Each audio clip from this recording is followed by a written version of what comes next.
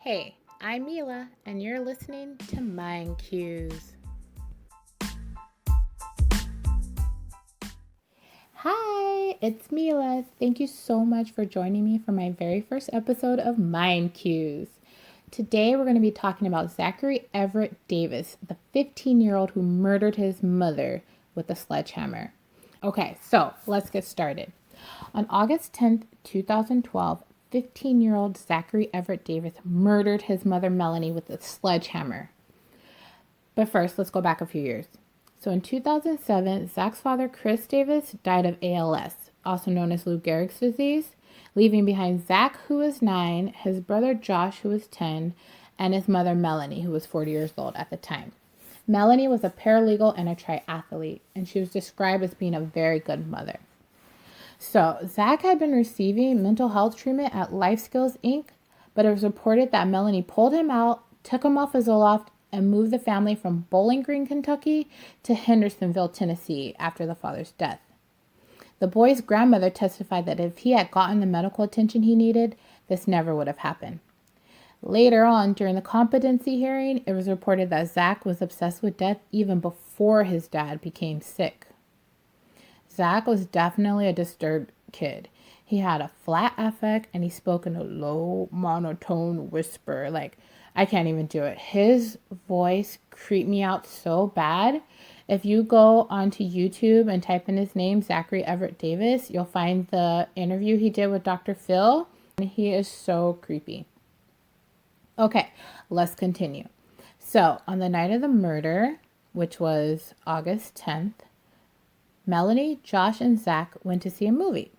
So they got home around 9 o'clock, and then Melanie and the older son, Josh, went to bed.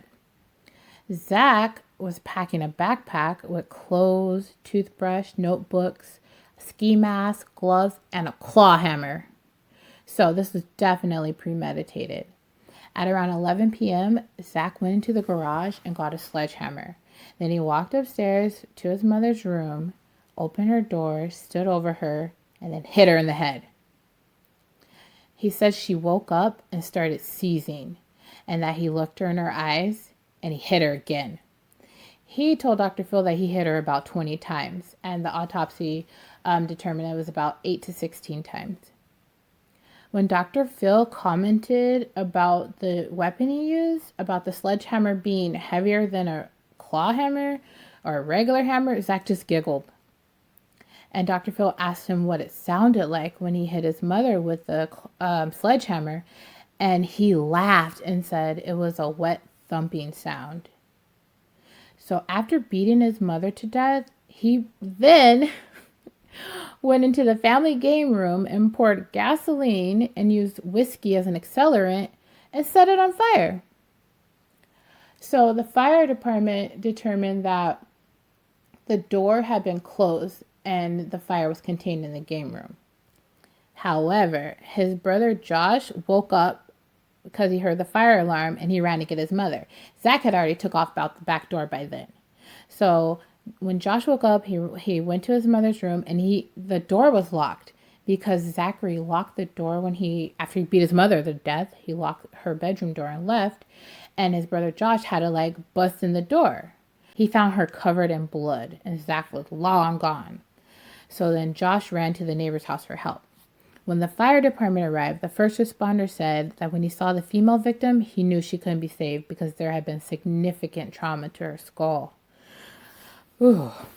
Okay, so around 2:30 in the morning, Zach, on foot, went into Thornton's convenience store and he got some Pepsi and a map of Tennessee. And according to Detective Don Lindsay, Zach was picked up about 3.5 hours later. He was just walking down the street and he was only about 5 miles away from home. So the way that they found him was that they pinged his cell phone and he had thrown it away once he realized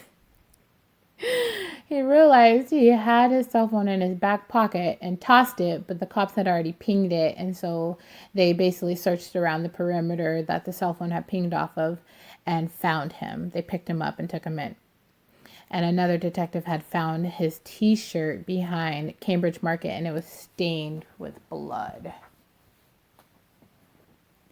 during the interview with detectives, Zach admitted to the murder and stated that he thought about using a knife or a claw hammer, but decided to go with a sledgehammer because it had the highest chance of killing her. Isn't that something? This kid's crazy. Okay, so on to the trial. So the Sumner County grand jury indicted Zachary Everett Davis on charges of first-degree premeditated murder of Melanie Davis, attempted first-degree premeditated murder of Josh Davis, and aggravated arson. So he got attempted murder of his brother because he set the fire while his brother was in the house. So the district attorney, Ray Whitley, stated that Zach was charged as an adult because the judge made the observation that it was a savage murder and that Zachary Davis could not be handled in the juvenile court. Which, hey, more power to him. That judge, I think his name is Judge Gay, he... he is so savage. He just, yeah, he was a beast. Okay, let's go on. So, Zach's lawyer considered Zach to be a victim because nothing was done about the trauma he suffered from the death of his father to alleged sexual abuse by his brother. Check this out. Okay, so allegedly, during his interview with detectives, Zach stated that he killed his mother because his brother was raping him and she didn't do anything about it. But during his interview with Dr. Phil, he stated she wasn't taking care of my family. His brother, Josh, denied the alleged sexual abuse, testifying that the claim was ridiculous and that he didn't even hear about the abuse until after his mother was murdered. So his brother's like, hey, I didn't do that. I love my brother. We're a very close family. I didn't even know that he was claiming to be abused until after he killed my mother. So the Department of Children's Services stated that there was no evidence to corroborate the sexual abuse allegations, which, I mean, what evidence would there be? This kid is crazy, you know? Something's wrong with him. In Zach's competency hearing, he stated that he heard the voice of his father several times every night, even since he's been in jail. And in his journal, he wrote, well, his jail journal, apparently he likes to write, and he had been keeping a notebook for years. So in his jail journal, he wrote, it's a bit hard to sleep when your father talks to you all night, no matter how many times you tell him to shut up. Basically, this kid is schizophrenic, and multiple doctors said so. He told Dr. Phil that he was sorry that his mother was dead. He felt bad that he did it, and that it was a stupid thing to do. But then Dr. Phil read his journal entry that he wrote the next morning after he killed his mother. Okay, check this out. At dawn, on August 11, 2012, the day after the murder, he wrote, I killed Melanie and left Josh alive to suffer. I didn't feel anything when I killed her, even when her blood splattered my arm and her brain matter was thrown onto my shirt. Oh my God. He also wrote, I didn't feel remorse, hate, or satisfaction. My only true regret is that I didn't give her a faster death. I didn't want her to suffer. What in the world? She would have not suffered if you didn't bang her upside the head with the sledgehammer, right? Anyways, okay, moving on. In April 2015, almost 3 years after the murder, a jury found Zachary Davis guilty. Federal law prevents minors from receiving the death penalty, so Zach automatically got sentenced to life in prison, which in Tennessee is 60 years. And after 51 years, you're eligible for parole. Well, you're up for review to see if you can get paroled. In June 2015, just 2 months after sentencing, the judge added 20 years for the attempted murder and 20 years for aggravated arson to run concurrently. So it's just basically 20 years total. But this 20 years was to be put on after the life sentence was served. So Zach was served at least 71 years. The lawyer, Randy Lucas, attempted to appeal the conviction, citing trial errors. He said the court denied the motion to declare him incompetent after many doctors said that he was not fit to stand trial. And then one doctor said that he was competent. So then they went along with it. Also, the lawyer said that the court denied the motion to suppress his confession because he was a teenager at the time and he supposedly waived his right to counsel and he confessed.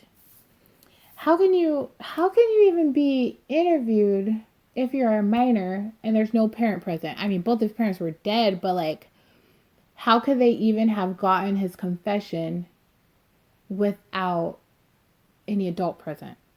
I don't understand that. So then another reason why they were appealing the conviction was that they were denied a mistrial after after Zach said in court that his brother's the one who committed the murder. What? He sat in court and said, I didn't do it. My brother did it, and I found the sledgehammer. So the lawyer is saying that should have been a mistrial right there. But the kid had already confessed verbally and in writing. Then he tried to change it. Whatever. That kid's crazy. Anyways, also the lawyer argued that, during the appeal, the lawyer argued that the life sentence without parole violated Zach's 8th Amendment right against cruel and unusual punishment. So, needless to say, the appeal was denied. The judge stated, he's a danger as long as he's living and breathing. Good day. I added the good day part. That's what I would have said. Good day. I said good day. Anyways, okay, so I couldn't find any information about where Josh, the older brother, is today, but Zachary is currently in a special needs facility, either in Oklahoma or Nashville. I saw 2 different articles that said 2 different places. Regardless, wherever he is, he's going to be there until at least 2076. Jeez Louise, have mercy, Lord.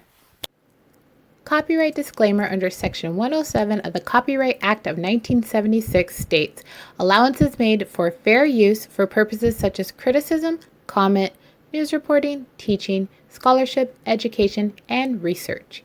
Fair use is a use permitted by copyright statute that might otherwise be infringing. It was this wet thumping sound. There you have it. That is the murder of Melanie Davis by her 15-year-old son, Zachary Everett Davis. Well, that's my cue. Until next time, survive your mind. Bye.